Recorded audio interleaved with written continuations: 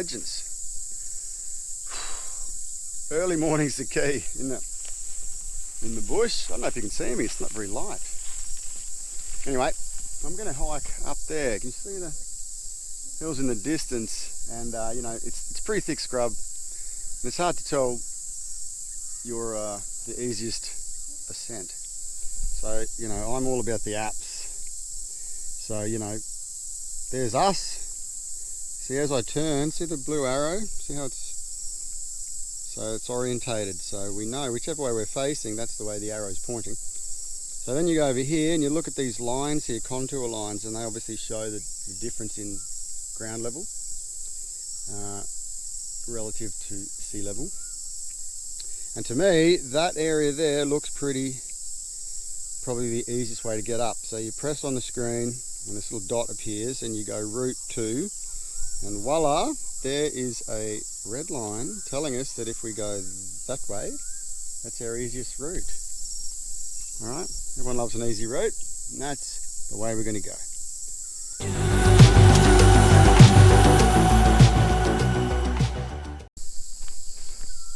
That's where we're trying to get to. I'm not promising anything.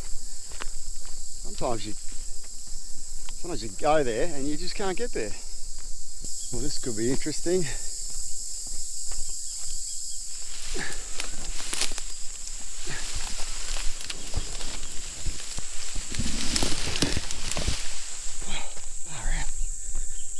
I know what you're thinking. Now you got to get out. That's true. Spare a thought for the early explorers. And they had horses. That could have been worse, to be honest. It's going to be 44 today. That's why I'm here so early. Yeah, so straight ahead up there. That's the go. See that? I don't know if you can see that blue arrow where it's pointing.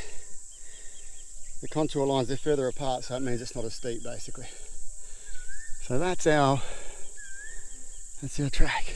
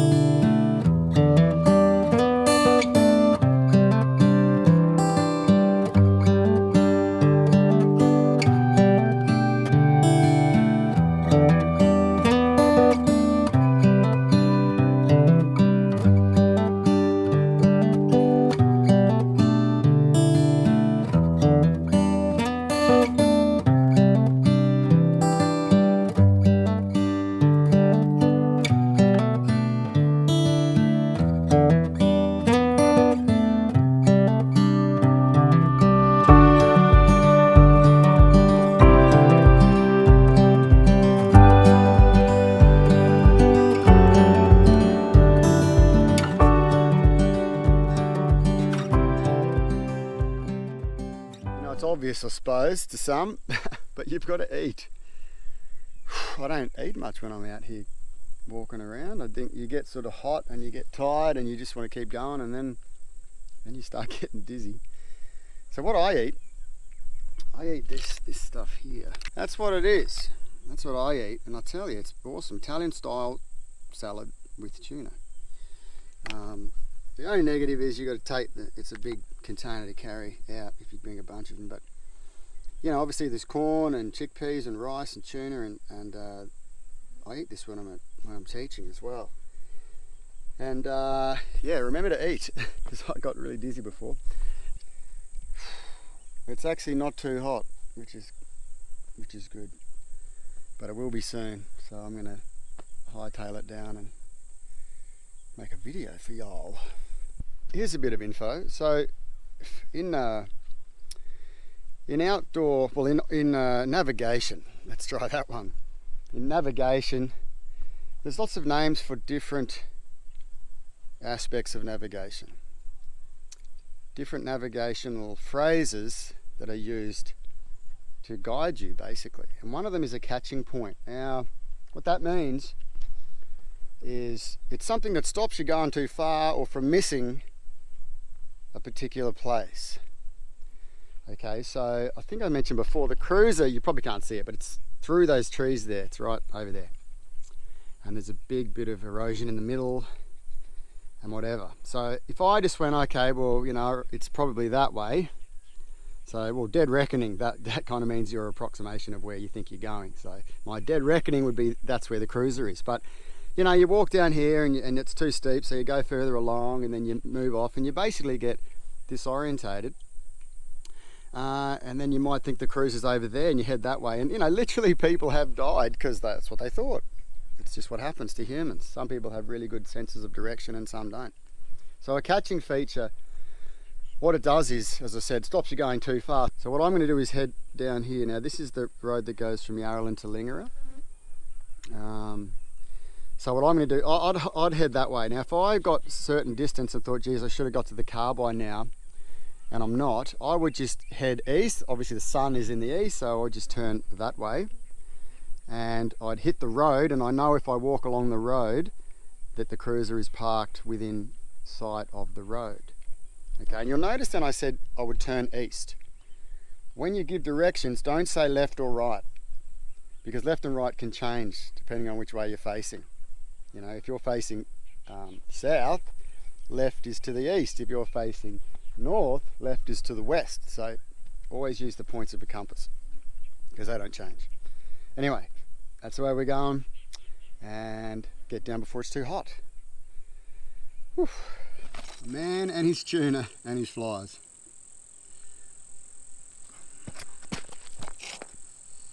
I'll tell you a story about flies. There never used to be this many. If you read a lot of the old books, you know, from the indigenous point of view and even the early explorers, I mean, the indigenous guys reckon there were hardly any. And then when the drovers came and brought cattle, obviously flies lay their eggs in cow manure, so there was lots more poo and lots more flies. So, interesting, isn't it? I just realised I'm eating while talking about cow shit.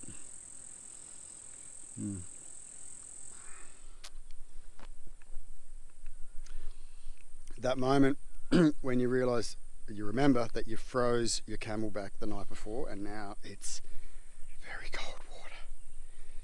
Yes. Actually, check this out. This is my Osprey backpack. I should do a review, shouldn't I, on that? So this is my Osprey backpack. I've had it for about 7 years. And one of the best things, that's a magnet. So you cruise along, cruise along, and then you get that bit and you go, oh, I'll just have a drink, and oh, I'm finished with the drink now. Then you do that. And then people see it and go, that's cool, that bike's cool. It's like, that's what you do. Magnet, like that. It's time to go. Let's get down. To be honest, I'm not looking forward to this, but you know, when you get down, you're like, well, that was quite easy. Makes you want to go on. All right, let's go. You know what you can do? You can follow, like this is very obviously a little kangaroo trail, wallabies probably.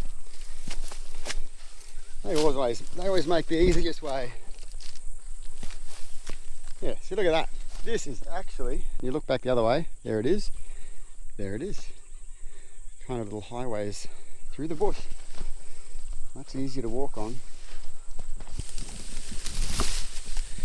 I reckon it's down there. Oh yeah, so look at this. This is a little, that's cool as. That is a little hidey hole for the underground highway, undergrowth of some little animals. So that's the way we're going to go. This is when, you know, it sucks being small, I can tell you most of the time. But we can just slide down and go. There's my tracks from this morning.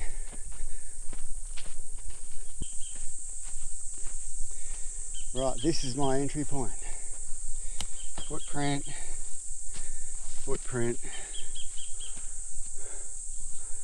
Right, let's go.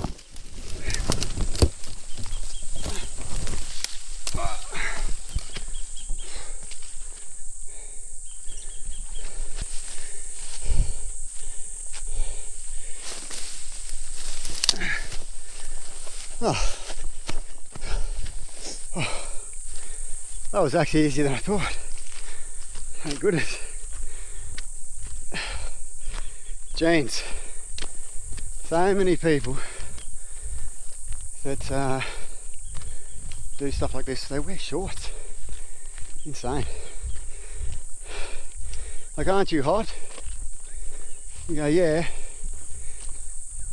But what happens is, if you wear shorts and you get your legs out in the sun all day, at night they retain that heat, especially if they burn. You know, you ever touch your sunburn at night? It's still warm. If you wear jeans, yeah, it's a bit hotter for a while, but you take them off at night and you're laughing.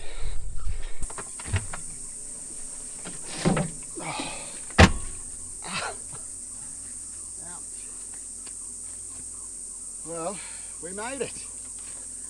That was good. I mean, that wasn't even the plan. I was supposed to be on an 8k hike, but like I said, I couldn't find the way in the dark that was safe for me in the car. So,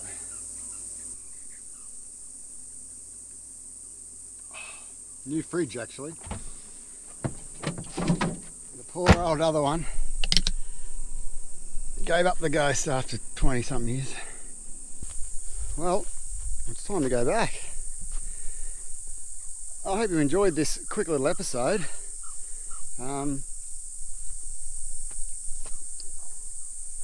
This area I'm in, it's called Narromine country, something like that. It's a bit difficult to pronounce. I believe it's Narromine. And Humbert River Station is that way. Stacks of history there. And a lot of Indigenous history there too. You know, there's always a focus on the negative stuff, but when you read about what they used to call the bush blacks, they're the guys that lived out in the bush. And then you had other, you know, Indigenous guys who came in and worked at the stations, and they didn't mind that, and that's what they did, and they obviously helped the landowners a lot. And yeah. And I actually teach a lot of kids who are related to those Indigenous guys who worked alongside the white settlers. And they're really proud of that. You know, they're really proud that their family has to do with, you know, the European or the white Australian, whatever you want to call it. They're really proud that their ancestors have to do with that as well. So, you know, there's Indigenous perspectives, and that's very important. But a whole other story here is the white fellas and the black fellas living together and helping each other in those early days, and it needs to be recognised because they're positive stories. Anyway, Beyond the Big Run, read that book. Amazing. The guy's name was Charlie Schultz. Here's another story. He went out there, his brother owned it, and another one of his brothers worked there, and he died. They seemed to die all the time back then. So Charlie Schultz, when he was 19 years old, went from Queensland out to here and was there for, I think he was 43 years or something.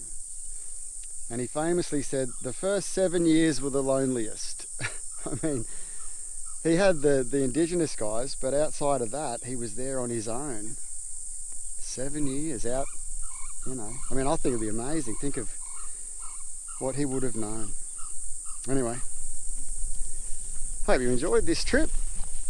I'm going home. Oh, the cricket's on today. Yes. Yes. All right, legends. See you in the next one.